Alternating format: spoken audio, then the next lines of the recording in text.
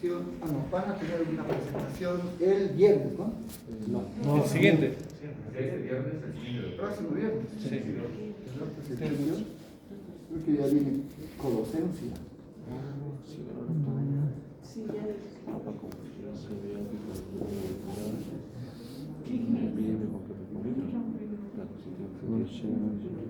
Viene con micro, ¿verdad? Sí, sí, tiene sentido.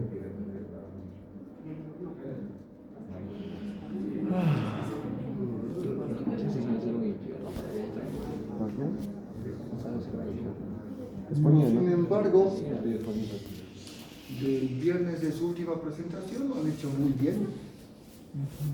Veo pues una muy notable diferencia en lo que explican con patología. Son autodidactas, mira, a ese nivel. Cuando lean el libro de Robbins, ¿verdad?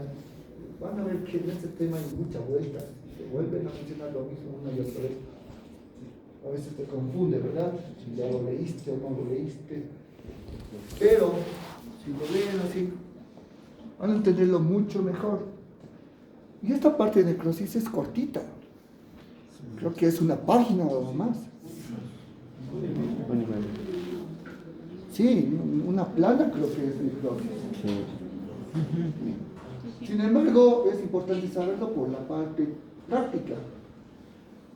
La necrosis, como vemos, es una muerte siempre patológica. Consiste en cambios morfológicos en la célula que provocan pues una disfunción completa celular. Finalmente, pues se produce el estallido o ruptura de la membrana, donde se pierde la integridad. Ahora, no todas las lesiones van con ese mismo tipo de patogenia. Hay lesiones tan graves como puede ser un traumatismo, un golpe, que va a causar una necrosis directa en las células. Entonces todo depende también de la intensidad y la duración de la lesión. Ahora, el término necrosis es un término microscópico y a la vez macroscópico. Entonces se puede utilizar para señalar a células necróticas. Es decir, ver el tipo de necrosis que presenta cuando se revisa el microscopio. Pero también se puede señalar necrosis cuando se hace una examinación de tejidos u órganos. Y de la misma manera, por las características, vamos a detallar los tipos de necrosis. Entonces, aquí vemos una necrosis pulmonar, por ejemplo, o en el pulmón. Aquí está la zona necrótica del pulmón, ¿no? Donde prácticamente no hay células. Las células están destruidas por la autólisis o la heterólisis, pero están finalmente pues, deshechas. Aquí todavía se ve un poco de tejido pulmonar lesionado. Podemos ver incluso vasos sanguíneos congestivos, llenos de sangre. Y en este órgano vemos acá la zona necrótica. Cambio de color, cambio de estructura, generalmente asociados a causas, ¿verdad? Pueden ser endógenas o también causas exógenas. Ahora, el aspecto morfológico de las células necróticas depende de cómo haya habido digestión enzimática de la célula. Es autólisis. Si hubo una autólisis completa, los lisosomas van a desintegrar a la célula desde dentro. Entonces la arquitectura se pierde completamente, ya no va a tener ni forma la célula. Especialmente por la desnaturalización de las proteínas. Las proteasas van a causar esa desnaturalización. El calor intenso puede causar esa desnaturalización. O inclusive toxinas de microorganismos, ¿no? De infecciones. Ahí tenemos la autólisis, ¿no? Esa degradación progresiva, destructiva de la célula por sus propias enzimas hidrolíticas. Ahora, la autólisis puede ser completa, como vemos acá, el último cuadro, donde ya no quedan ni restos, nada de la célula, o puede ser una autólisis incompleta, donde va a haber solamente una leve alteración morfológica Y las enzimas no van a poder lograr destruir toda la arquitectura celular, se va a conservar. Y aunque esta célula puede estar muerta, su forma todavía, su estructura, queda íntegra, queda casi intacta. Entonces eso depende del grado de autólisis. Y vamos a ver los tipos de necrosis. Y obviamente cuando hay necrosis en cualquier parte del cuerpo, en cualquier tejido u órgano, siempre va a haber como respuesta inflamación. ¿Qué pasa aquí con la señal?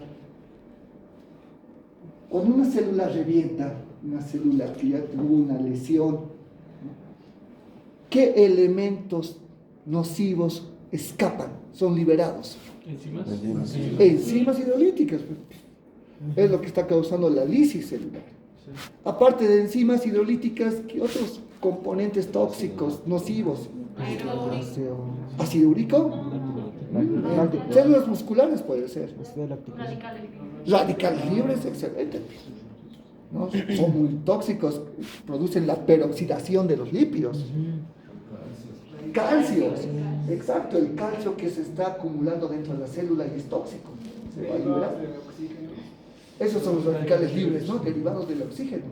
Especies reactivas del oxígeno. Ácido láctico. ¿No? Si la célula tiene acidosis por su metabolismo anaerobio, va a liberar también ácido. Entonces todo el tejido reacciona y va a tener inflamación. Y van a venir neutrófilos siempre en la zona inflamada. Ahora, los neutrófilos, como estaba explicando, son los principales responsables de la heterólisis. Porque los neutrófilos, pues, no piensan, directamente actúan. Su objetivo solamente es destruir los restos que hay. Restos necróticos, si existen bacterias, van a destruir con las enzimas, con las únicas armas que cuentan. Entonces, esas enzimas hidrolíticas van a causar más daño, pues, al tejido, más lesión tisular, más inflamación, más llegada de neutrófilos y otra vez todo se vuelve a repetir. Por eso estos son los principales responsables de la heterólisis, de la lesión de tejidos en inflamación. Aquí vemos cómo, pues, un neutrófilo puede fagocitar microorganismos, ¿no? Los va a destruir. Pero aquellos que no pueda fagocitar, pues los va a destruir con sus enzimas, con sus sustancias químicas inflamatorias. Incluso la netosis, cuando rompen su propio núcleo y lanzan una red de cromatina cargado de enzimas, ¿no? Eso se llaman trampas extracelulares de neutrófilos. El neutrófilo muere, ¿no? Eso se llama netosis. No es ni apoptosis ni necrosis, es netosis. Ahí vemos, miren, neutrófilo lanzando ahí una red de ADN, ¿no? De cromatina, con catepsinas, o sea, con enzimas muy destructivas. Entonces, así pues aumenta la heterólisis en las células, en los tejidos. Ahora, los cambios que vamos a ver al microscopio, y esto es súper importante, siempre va a ser el cambio de coloración de las células necróticas, una intensa coloración rosada, casi rojiza. Entonces, a eso llamamos una eosinofilia marcada del citoplasma. Además, recordemos que, pues, las enzimas están destruyendo organelas, el citoesqueleto. Entonces, todo el citoplasma empieza a tener un aspecto grumoso, borroso, apolillado, le dicen algunos, como si fuese tela carcomida. Vidrio esmerilado también le dicen, ¿no? Por su aspecto medio opaco que tiene este tipo de citoplasma. Y vemos ahí el conjunto de células, miren, con aspectos ya marcados con eosinofilia y citoplasma borroso. Por la acumulación de calcio que tienen intracelular y al momento de morir estas células liberan el calcio, va a haber calcificación. Especialmente en zonas de necrosis antiguas, o sea, tejidos necróticos viejos. Y como hay mucha célula muerta, pues también estos residuos de calcio se van acumulando y se ven de aspecto morado. Hasta el tejido se puede tocar y tiene una densidad de dura, ¿no? Calcárea. Ahora yo les pregunto, ¿qué tipo de calcificación tiene este tejido necrótico? Es calcificación patológica, ¿verdad? ¿Pero cuál? ¿Metastásica o distrófica? Esa es pregunta del examen. ¿Qué tipo de calcificación patológica presentan los tejidos necróticos? ¿Metastásica o distrófica? ¿Por qué dice distrófica? ¿Por qué será?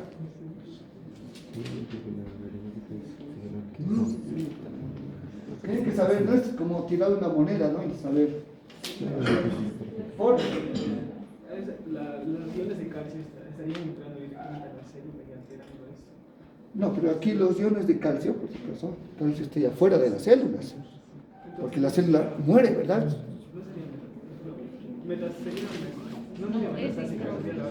¿Por qué es distrófica?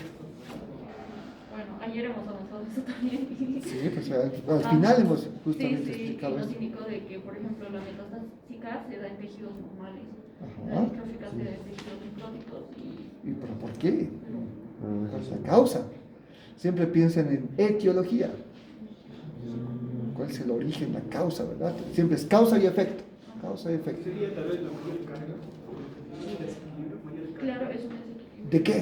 De calcio en la salud. ¿Dónde? No. Bueno, en los sitios del calcio. Calcio, claro, pero es la calcemia. La calcificación metastásica se da en personas con hipercalcemia, o sea, con niveles altos de calcio en sangre. En cambio, la calcificación distrófica se da en normocalcemia, niveles normales de calcio en sangre. Como hay calcificación distrófica, eso siempre ocurre en necrosis.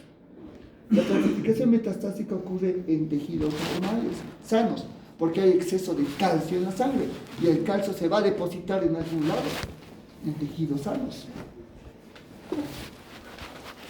Punto de participación. ¿Quién me indica? Los valores normales de calcemia. ¿Quién levanta la mano? Valores normales de calcemia. ¿Nadie sabe? Nadie. No, muy alto.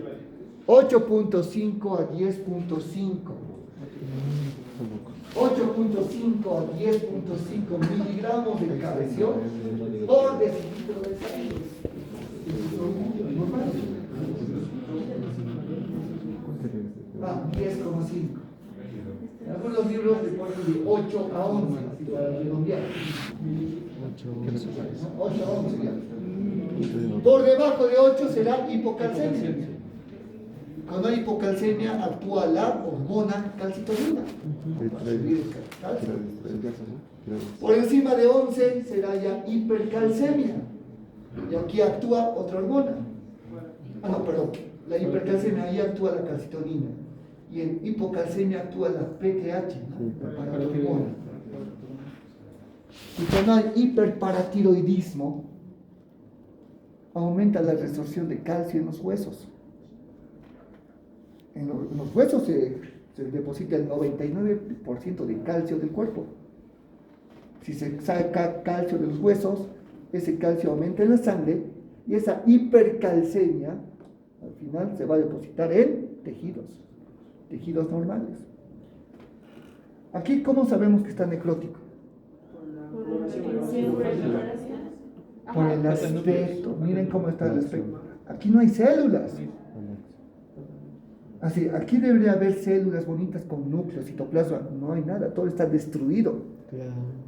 ¿No? Ausencia de células, ausencia de núcleos, zonas calcificadas. ¿No? Ahora, alteraciones morfológicas del núcleo en la necrosis. Aquí vemos células normales con su relación núcleo-citoplasma, ¿no? 1 a 4. Pero cuando existe ya alteraciones nucleares de lesión celular, el núcleo se condensa, se vuelve más pequeño y oscuro. Eso se denomina cariopignosis. Pignosis. Y eso es por la acción de las endonucleasas. Se puede dar tanto en apoptosis y en necrosis. Ahora, las endonucleasas van fragmentando la cromatina, van separando los nucleótidos. El núcleo principalmente se va fragmentando, como vemos acá. A eso se llama cariorexis. Y pues la acción enzimática produce ya una destrucción, una desintegración completa. Eso va a ser la cariólisis. Y vemos células necróticas sin núcleo. Su citoplasma apolillado, muy eosinófilo. Pero ya no presentan núcleo, están muertas. Ahí vemos entonces los tipos de necrosis, ¿no? Están ahí. Con la coagulativa hemos dicho que el tipo de tejido tiene que ser macizo, sólido. Causa isquemia severa. Estamos viendo aquí corazón, parte del ventrículo, ¿verdad? De la pared ventricular.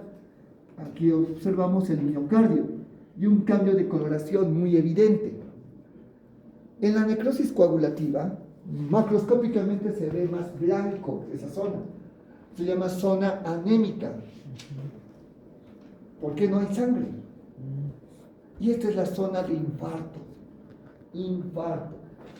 Un infarto, una zona, es una zona de necrosis por falta de irrigación.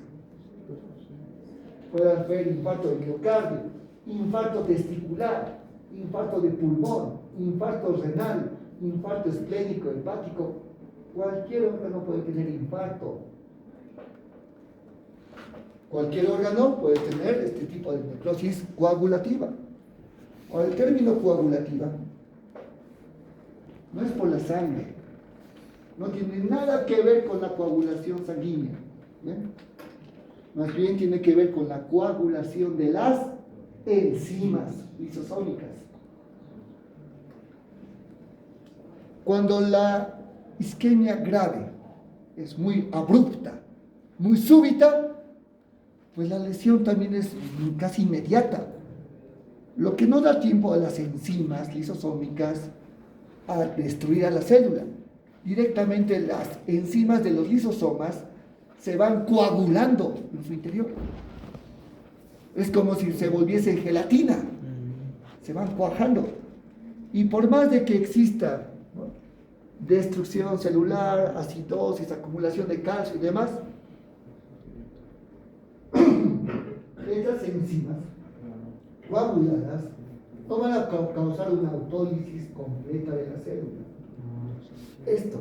Esta autólisis no se produce, especialmente porque las fosfolipasas no van a actuar. Por eso se va a conservar la integridad de la célula. Y aunque estas células, como vemos, están muertas, están muy eosinófilas, ya no tienen núcleo, pero la falta de acción de las fosfolipasas, esa autólisis incompleta, todavía permite que se conserve su arquitectura celular. Aún está presente, preservada. Como dice en el libro de Robbins, parecen lápidas vacías. Podemos notar que son cardiomiocitos, ¿verdad? Aquí están normales, con núcleo. Aquí están muertos, pero siguen teniendo ese aspecto, ese contorno celular, casi intacto. Entonces, esa es la zona de necrosis coagulativa. Podemos notar otro ejemplo. Órgano. Riñón. Vean la zona de necrosis, la zona de infarto. Se ve blanco, ¿verdad? Sí. Por la falta de sangre. Es un infarto blanco. Generalmente tiene un aspecto incluso de cuña, aspecto triangular. Y eso es obviamente por la vascularización, la ramificación de la arteria, ¿no?, que en este punto se ha obstruido y toda la ramificación pues queda sin sangre. El tejido isquémico. Ahora, si vemos los cambios morfológicos celulares, en estos túbulos renales vemos los túbulos normales, núcleo citoplasma, con lesión y con necrosis. Y si todavía podemos visualizar el contorno de las células, aunque no tengan núcleo y su citoplasma está polillado, aún está conservada la arquitectura. Si está todavía conservada la forma de las células, es necrosis coagulativa, debido a una autólisis incompleta, por la coagulación de las enzimas lisosómicas. Tiene un bloqueo de Las proteasas pueden haber, las endonucleasas también pueden haber núcleos. Lo que falta son las fosfolipasas.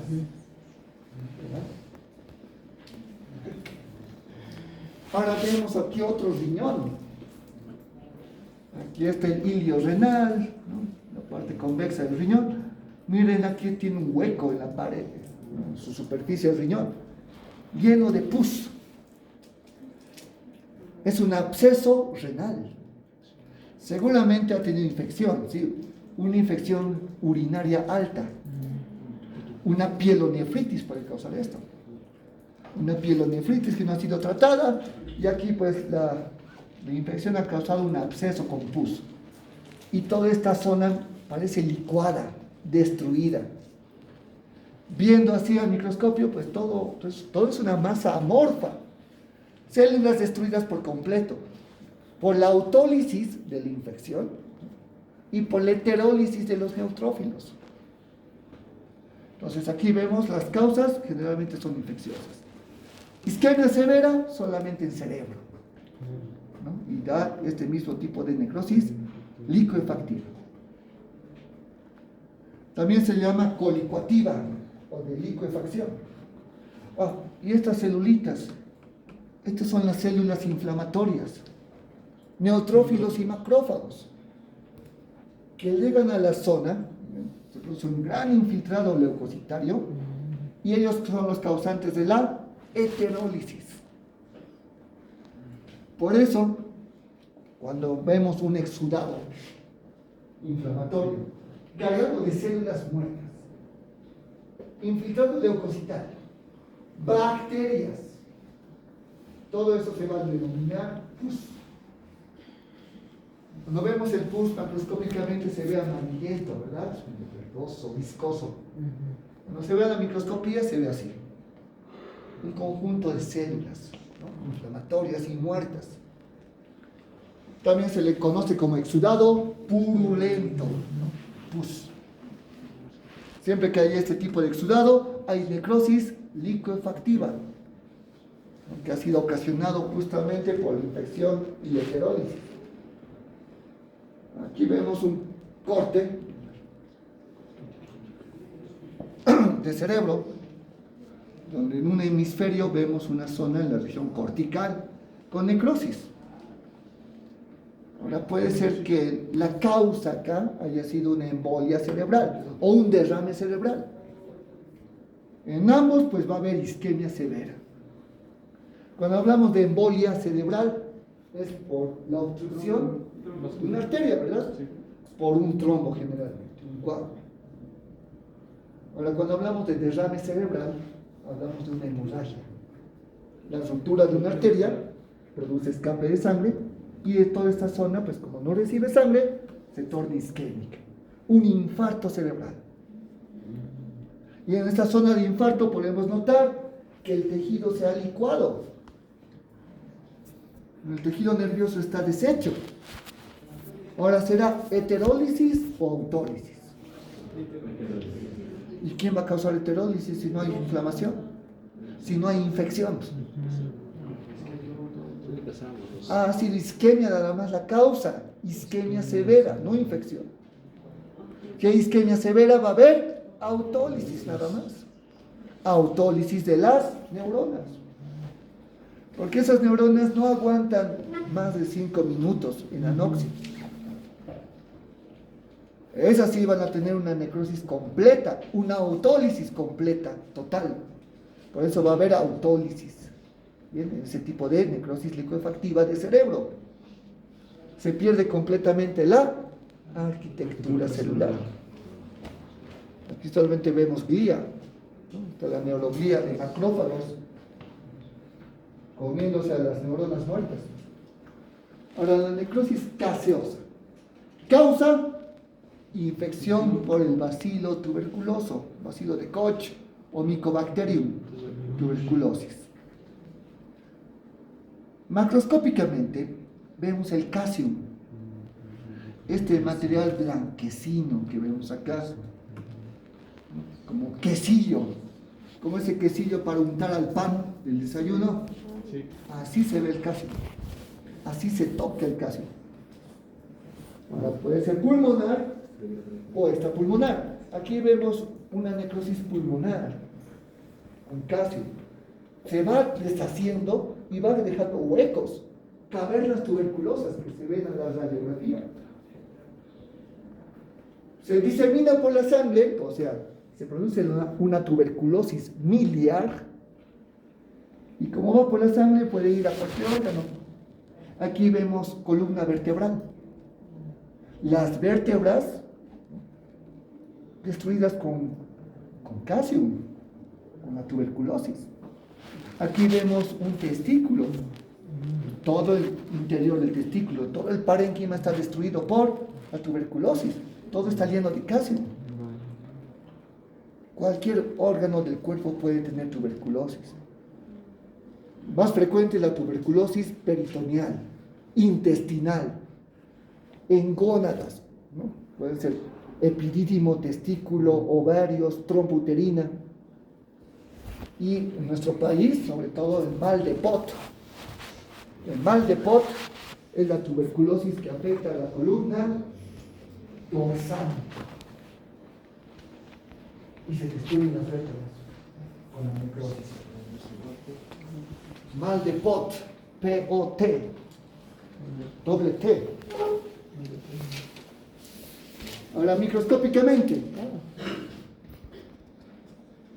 aquí está la zona de necrosis. Va a haber una autólisis y una heterólisis. Hay doble necrosis. Por eso es que toda la arquitectura está perdida de la célula. Es una masa, ¿no?, rosada que vemos en la tinción. Mucha eosinofilia. Eso es lo que vemos blanco, pues, macroscópicamente. Ahora, notamos también una reacción inflamatoria. Siempre este tipo de necrosis gaseosa va a presentar una inflamación crónica granulomatosa, principalmente con aumento de macrófagos y linfocitos. Es un infiltrado mononuclear. Eso se denomina granuloma inmunitario. Granulocitos, ¿verdad? No, no son granulocitos. No. Si no sea El granuloma es por el aspecto como si fuese un grano, medio redondeado, un granuloma. Y dentro de esos virus estaban los No quiero xenófilos. Aquí va a estar en el centro la necrosis gaseosa. Aquí está la bacteria, la micobacteria tuberculosa. Ahora, alrededor es como si todo el ejército empieza a contener, a formar barreras de contención frente a esta necrosis, para que no escape el micobacterio. La primera línea de defensa o barrera van a ser macrófagos. La segunda, linfocitos T. Por eso se presenta un infiltrado mononuclear. ¿Bien? No son granulocitos. Este infiltrado mononuclear va a formar un granuloma. Ahora, los macrófagos, que están aquí en la parte más central, se van a diferenciar en dos tipos especializados de macrófagos. Las células epitelioides, que son macrófagos que se agrandan y van uniéndose estrechamente, como si fuese epitelio, ¿no?, similar a un epitelio, estrechamente unido. Y ellos van fagocitando micobacterias. Y algunos macrófagos se van fusionando unos con otros para formar células gigantes multinucleadas. Son las células de Langerhans que vemos acá. cuyos núcleos siempre son de aspecto periférico, como un collarcito. Ellos también fagocitan, los macrófagos. Lo malo del Mycobacterium es que es muy difícil de erradicar. Por más de que un macrófago se lo coma, el Mycobacterium se escapa del fagosoma y se queda dentro del citoplasma del macrófago a vivir de forma latente. Latente. Por eso la tuberculosis no se erradica del todo. El Mycobacterium está dormido porque entra en un metabolismo anaerobio. En cualquier momento se puede reactivar si desaparece esta barrera de contención, ¿no? Si se desarma el granuloma. Para evitar eso, aquí están los linfocitos T, estos puntitos morados que vemos acá. Son linfocitos T que van produciendo interferón gamma para mantener activo a los macrófagos. Entonces ahí vemos otra barrera de contención. Y por encima, fibroblastos finalmente. Fibroblastos que van a producir colágeno para endurecer el granuloma y así formar una cápsula, ¿no? Una cápsula de contención con la necrosis gaseosa dentro. Ahora, cuando estos granulomas se destruyen, fallan, ahí es donde se produce pues, la lesión necrótica. La micobacteria escapa, produce lesión, necrosis y se va diseminando, se va escapando.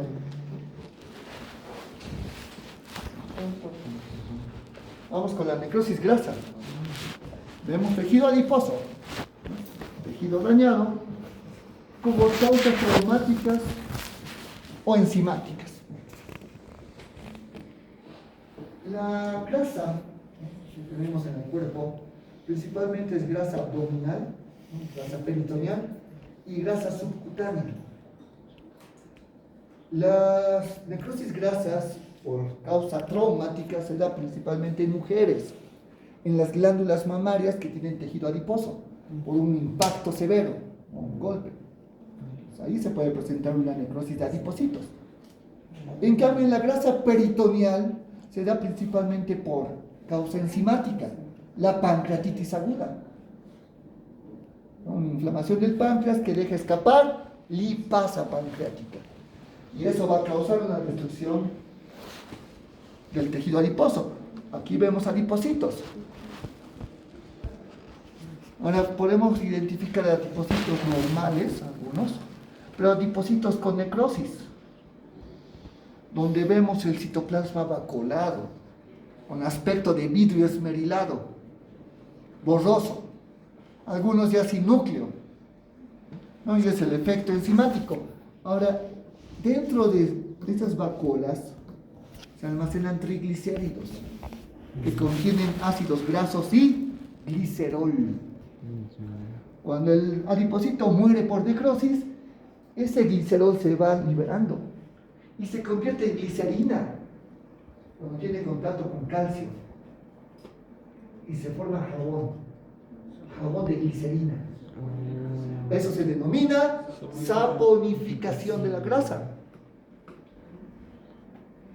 Y esa saponificación, esa formación de jabón, se ve como de aspecto blanquecino, amarillento, en medio de la grasa, en la superficie.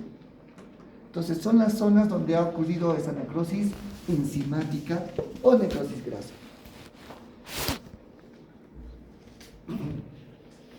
Vamos con la necrosis fibrinoide.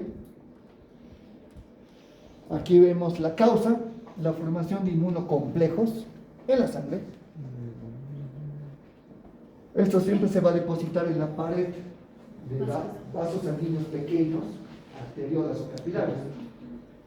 Ocurre generalmente en los glomérulos renales. Ocurre también en pequeñas arterias de la piel. En los pulmones también, en los capilares alveolares.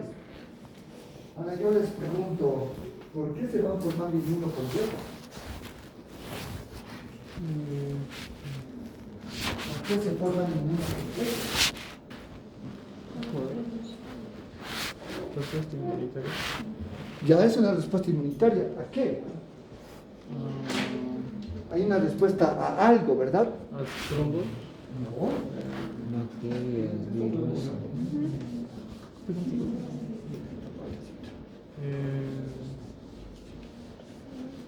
¿Por qué se forman inmunocomplejos? Porque no aparecen de la nada, ¿no? Tiene una causa.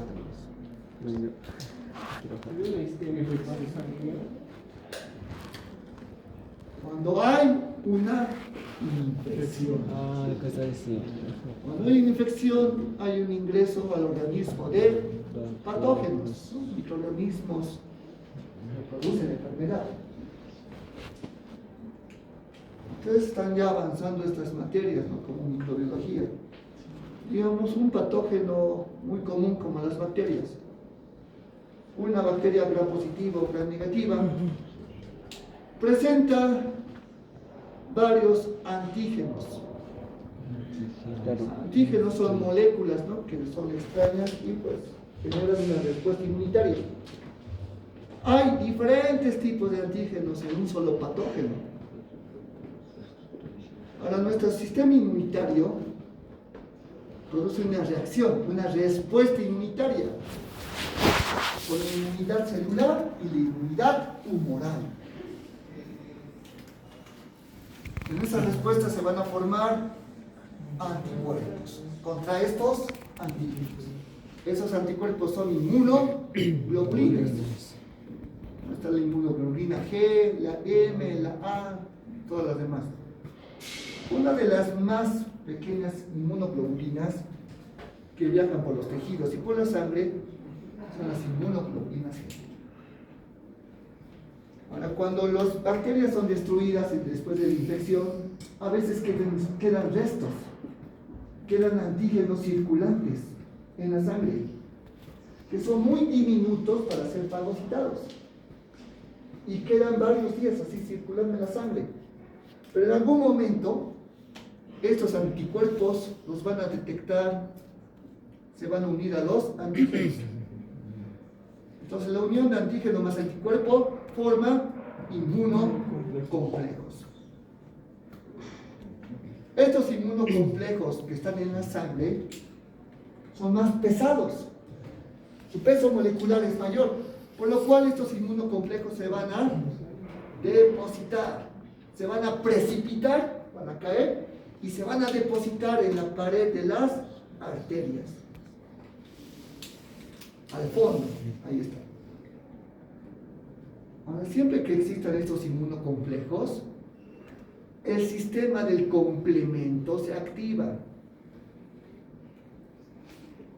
Supongo que han avanzado complemento en histología. ¿No saben complemento? ¿La vía clásica del complemento? El sistema del complemento es un sistema inmunitario, molecular, el cual siempre va a provocar como respuesta una inflamación localizada en este punto.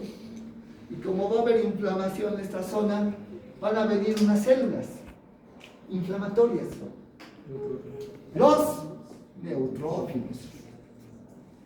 Llega el neutrófilo ahí, a la zona inflamada, trata de comerse los inmunocomplejos, no va a poder. Entonces, como está frustrado, va a soltar sus. ¿Y qué va a causar? ¿Qué? Autólisis. Heterólisis. Cuidado, muchacho. Digan el contexto, ¿verdad? Es como una historia, como un cuentito. Ahora, este heterólisis, con las enzimas, va a destruir los inmunocomplejos, pero las enzimas no quedan ahí, se van a filtrar. Las enzimas van a causar daño vascular. Como hay inflamación, en el vaso sanguíneo va a haber vasculitis. Ahora, este heterólisis va a causar tanto daño que ese daño produce necrosis. Y son las fibras elásticas, miren, son las fibras elásticas que están en la túnica media, túnica íntima, que se van a dañar por la acción enzimática, por la heterólisis. Y se van a destruir estas fibras elásticas, dan un aspecto similar a la fibrina. se va a notar esta necrosis fibrinoide de color rosado, homogéneo. ¿Bien? Es medio amorfo y generalmente forma como un halo, un anillo en la pared vascular. Entonces, miren, aquí vemos una arteria normal y una arteria con necrosis fibrinoide. Aquí se presenta la inflamación, la vasculitis, y podemos notar cómo está hinchado, ¿no? Aumentado de volumen aquí la pared vascular. Vean el lumen. El lumen vascular que era normal ahora está reducido. Por lo cual aquí esta vasculitis está causando incluso isquemia en la zona afectada. Entonces la necrosis fibrinoide es un efecto de la heterólisis de las enzimas de los neutrófilos. Algunos le llaman por eso vasculitis necrotizante, porque va a tener siempre necrosis fibrinoide. Y vemos la gangrena. Partes distales del cuerpo, como los dedos. Manos y pies. Puede ser también el pie completo, la mano, ¿verdad? Depende de dónde esté la obstrucción sanguínea. Es parte distal de terminación vascular o circulación vascular terminal. Y el color negruzco, característico de la gangrena. Aquí todo el tejido ha muerto, desde la piel, tejido adiposo, músculo, cartílago, hueso, todo está necrótico.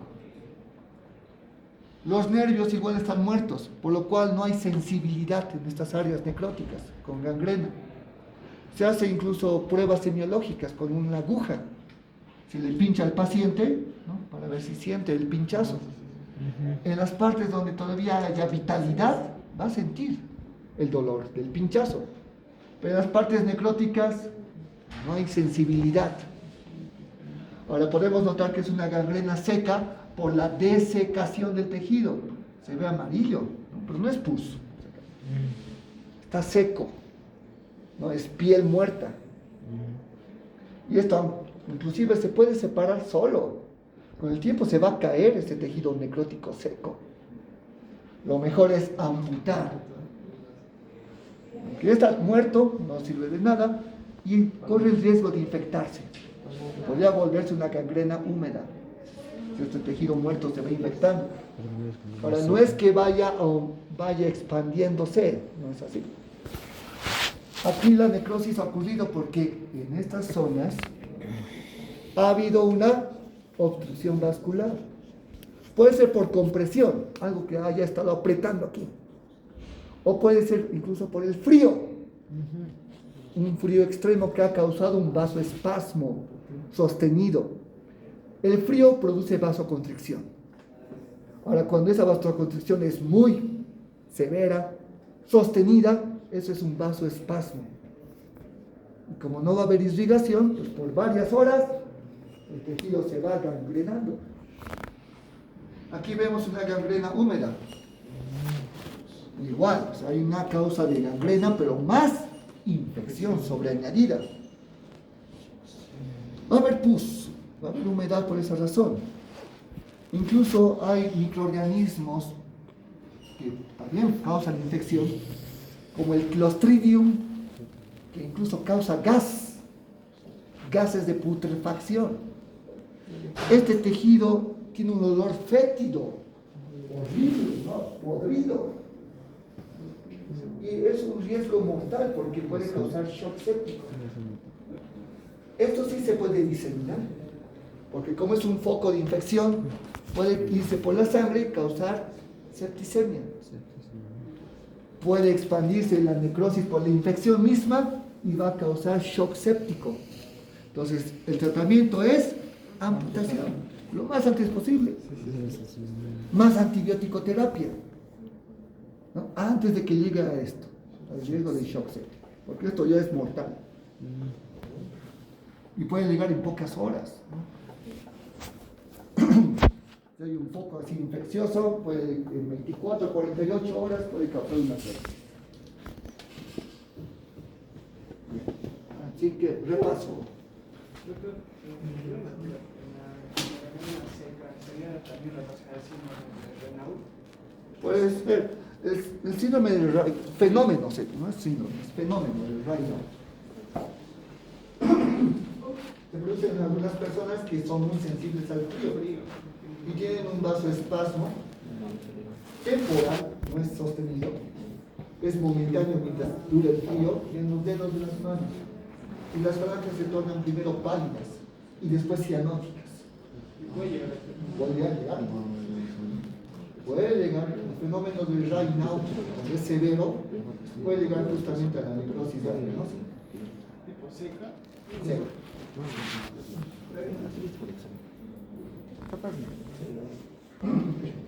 Vamos entonces con un repaso. Aquí